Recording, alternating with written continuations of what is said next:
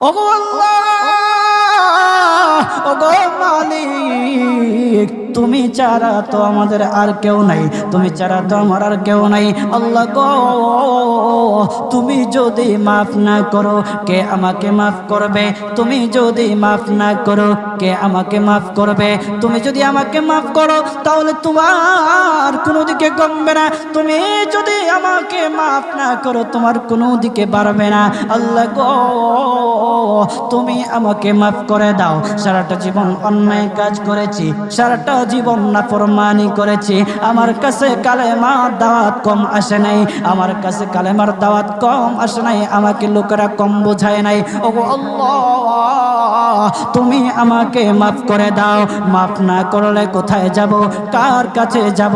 বাবা যখন মারে তখন মার কাছে আশ্রয় নেওয়া যায়, মা যখন প্রহার করে তখন বাবার কাছে আশ্রয় নেওয়া যায়, বাবা মা যখন প্রহার করে তখন দুনিয়ার কারো না কারো কাছে আশ্রয় নেওয়া যায়। ওগো আল্লাহ, ওগো মালিক, তুমি যদি আমাকে মারো, তুমি যদি আমাকে আযাব দাও, ওগো আল্লাহ, কার কাছে যাব, কার কাছে গিয়া মাফ চাইবো? ওগো আল্লাহ, মেহেরবানি করে মাফ করে দাও। এইরকম কান্না করতেছে, কান্না করতেছে, চোখের পানি তার এমন ভাবে পড়তেছে, দাড়ি ভিজতেছে, দাড়ি ভিজে জমিনের মধ্যে চোখের পানি পড়তেছে, কান্না করতেছে। বান্দাটা কান্না করতে করতে করতে করতে আমার আল্লাহর কাছে এমন গ্রহণযোগ্যতা অর্জন করেছে, মহান আল্লাহ রব্বুল আলামিন তার ডাকে সাড়া দিয়া তার জিন্দেগির সব গুনাহ মাফ করে দিয়েছেন।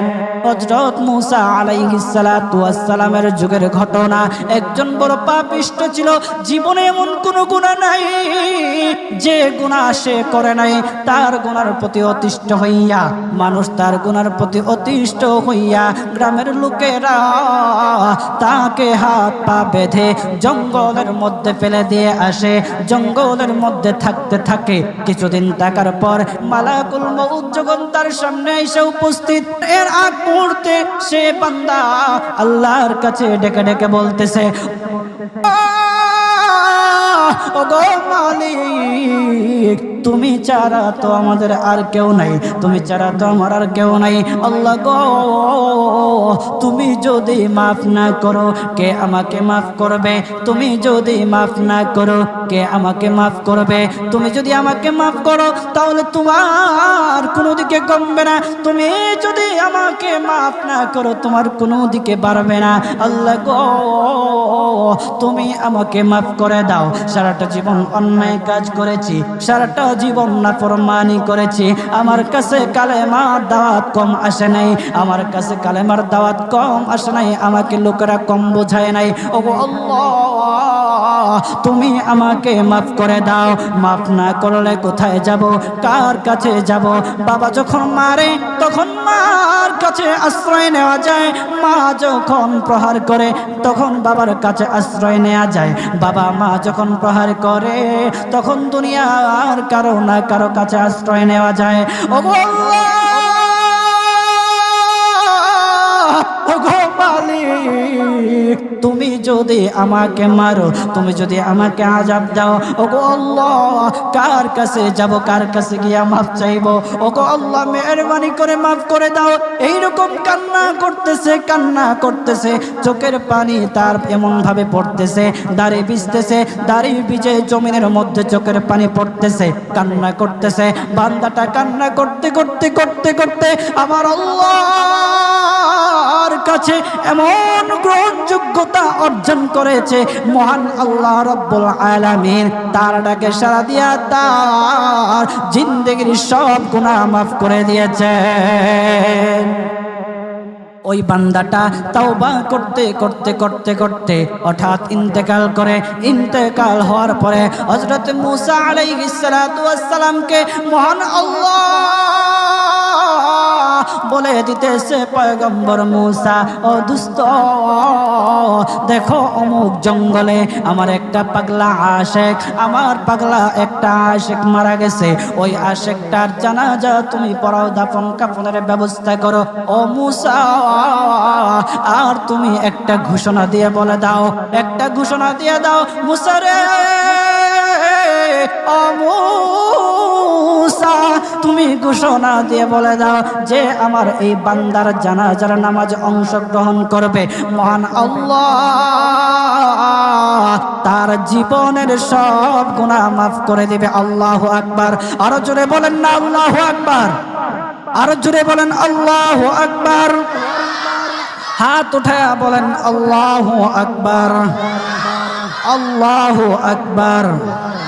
মুসলমান বাবাজি গভীর মনোযোগ। হযরতে মূসা আলাইহিস সালাতু ওয়াস সালাম একটা পাহাড়ের উপরে উঠলেন। পাহাড়ের উপরে ওঠার পর তখন ডেকে ডেকে বলতেছে, ও উম্মতেরা রে, আমার উম্মতেরা শোনো, আল্লাহ রব্বুল আলামিন একটা সুসংবাদ দিয়ে দিয়েছে। আমার আল্লাহ রব্বুল আলামিনের একটা আশেক একটা ওই অমুক জঙ্গলের মধ্যে মারা গেছে, ওই পাগলা আশেকের জানাজার নামাজ অংশগ্রহণ করো। যদি জানাজার নামাজ পড়ো তখন আমার আল্লাহ তোমাদের জীবনের সব গুনাহগুলি মাফ করে দিবে।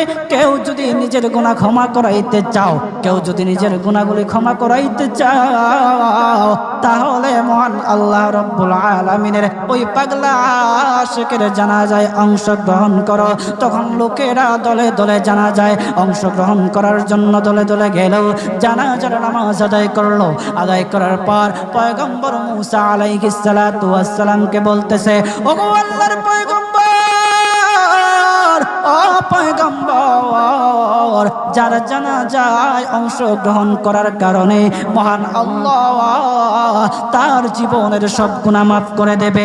এমন মহা ব্যক্তি, তো এই মহান ব্যক্তিটাকে তো একটা নজরে দেখা দরকার, অবশ্যই দেখা দরকার, আমাদেরকে সেই ব্যক্তিটাকে দেখান। তখন মূসা আলাইহিস সালাতু ওয়াস সালাম বলতেছে, ঠিক আছে তোমাদেরকে দেখানো হবে। তখন যখন দেখাতে গেলেন, দেখানোর সাথে সাথে লোকেরা বলল, পয়গম্বর আপনি কি বলেন, এই লোকটাকে তো আমরা ভালো করে চিনি, ওই লোকটা বড় পাপিষ্ঠ ছিল, বড় অন্যায়কারী ছিল, বড় জুলুমকারী ছিল। ওগো পয়গম্বর, সমাজে এমন কোনো গুনাহ নাই যে সে করে নাই, সমাজে সব গুনাহ করেছে, সমস্ত গুনার সাথে সে জড়িত ছিল, সে জড়িত ছিল।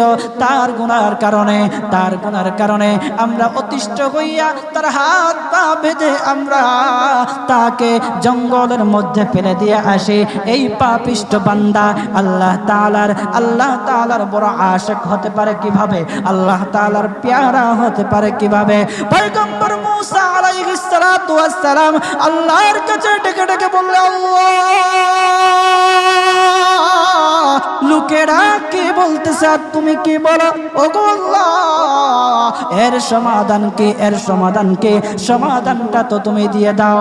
আল্লাহ রব্বুল আলামিন পয়গম্বর মূসা আলাইহিস সালাতু ওয়াস সালামকে সমাধান দিয়েছে। বলতেছে, ও মূসা দুষ্ট রে, ও দুষ্ট, তারা যা কথা বলেছে, লোকেরা যে কথা বলেছে সত্য বলেছে, আমি আল্লাহ যা বলেছি তাও সত্য বলেছি।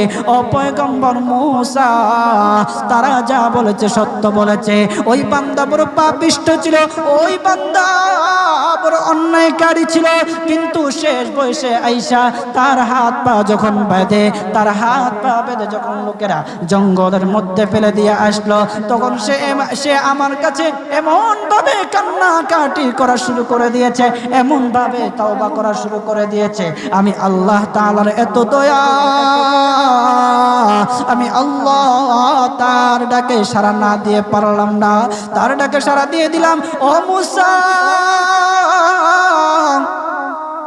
সে তাওবা করার সময় যদি সবার জন্য সে তাওবা করত, যতজন লোকরা বেঁচে আছে, যতজন উম্মতেরা আছে, যতজন লোকেরা আছে, সমস্ত লোকদের জন্য যদি সে আমার কাছে তাওবা করত, আমি আল্লাহ তার তাওবা মুহূর্তের মধ্যে কবুল করে সমস্ত বান্দাদেরকে মাফ করে দিতাম। সুবহানাল্লাহ, জুড়ে বলেন লিল্লাহি তাকবীর, নারে তাকবীর। কত দয়ার আল্লাহ! একটা বান্দা সারা জীবন গুনাহ করেছে, অন্যায় কাজ করেছে, শেষ বয়সে আইসা শুধু আল্লাহকে ডাকছে, আল্লাহর কাছে মাফ চাইছে। আমার আল্লাহ রব্বুল আলামিন তার পিছন দিকে আর তাকায় নাই, আমার আল্লাহ রব্বুল আলামিন তাকে মাফ করে দিয়েছে। সুবহানাল্লাহ। এখন যদি আপনারা মনে করেন এখন তো ইয়ং আছি, ওই দিন পরে তাওবা টাওবা করে ভালো হয়ে যান, এই সুযোগ আপনি নাও পাইতে পারেন বাজা। যাদেরকে বলা হয়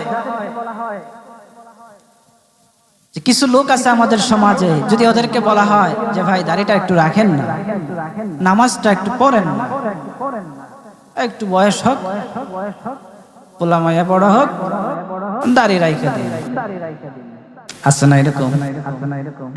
আপনি কি বিশ্বাস করেন আপনার পোলা মাইয়া বড় হইব? সেই সুযোগ আপনি পাবেন? কতটুকু গ্যারান্টি আছে বলেন? বাবার আগে ছেলে চলে যায়, ছেলের আগে বাবা চলে যায়, আবার নাতির আগে দাদাও চলে যায়, আর দাদার আগে নাতিও চলে যায়। ও বাজার, সময় নেই, সময় নেই। গভীর মন দিয়ে একটু চিন্তা করেন, চোখটা বন্ধ করেন। মাঝে মধ্যে আমার এমন উপলব্ধি হয়, চোখটা যখন বন্ধ করে দেই, বন্ধ করে দিয়ে যখন চিন্তায় লাগে, তখন মনে মনে ভাবি, হায় রে, এত কিছু কার জন্য করতেছি? এই মুহূর্তে যদি মালাকুল মউত আমার সামনে আইসা যায়, আমাকে নিয়ে যায়, আমি তো সাদা কাফনের প্যাকেট পেয়ে যাব।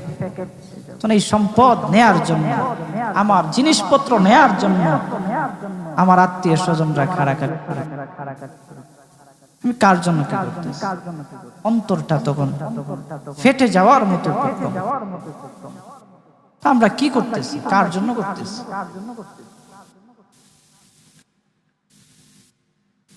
আজকে মরে গেলে আপনার সন্তান কালকে আপনাকে স্মরণ করবে কিনা সন্দেহ আছে। কিছু কিছু ঘটনা এমনও ঘটে যে বাবা মারা গেছে, সেই সন্তানেরা সম্পত্তি বন্টন করার জন্য বাবার লাশটা পর্যন্ত দাফন করতে দেয় না। আমাদের সমাজে এগুলো দেখা যায় না? আপনি কার জন্য কি করতেছেন? কার জন্য করতেছেন? কি করিলাম দুনিয়াতে আসিয়া,